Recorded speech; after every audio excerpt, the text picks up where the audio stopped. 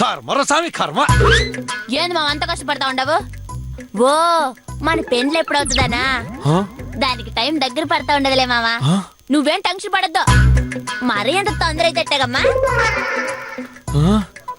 సర్లేగాని మామ, ఈ పువ్వు తీసుకుపోయి రేవతికిచ్చి తల్ల పెట్టుకోమని చెప్ప. ఏంది మే ఏం మాట్లాడుతుండవు నువ్వు?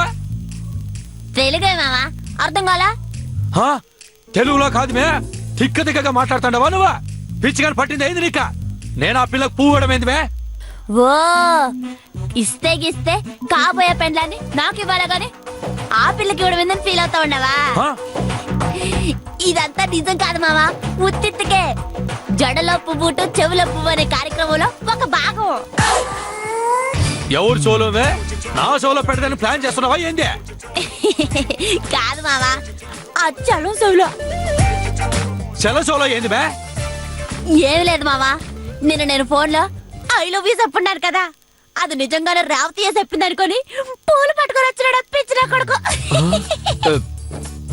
ఇప్పుడు ఈ పువ్వు సలం ఇచ్చినాడు అనుకో, ఆ పిల్ల పెట్టుకోదు. అప్పుడు ఆ సలం కూడా ఫీల్ అవుతాడు కదా. అందుకని ఈ పువ్వును ఆ పిల్లకి ఇచ్చినావనుకో, ఆ పిల్ల తల్లో పెట్టుకుంటది. అది చూసి సలం అబ్బా నేను ఇచ్చిన పువ్వు తల్లో పెట్టుకుంటది అని సానా సంబరపడతాడు. ఇదన్నమాట తల్లో పువ్వు టు చెవులో పువ్వు కార్యక్రమం. ఎట్ట ఉంటది మామ నా స్కీమా? ఏంది మే నువ్వు? ఎట్ట కనిపిస్తున్నామే నీకు?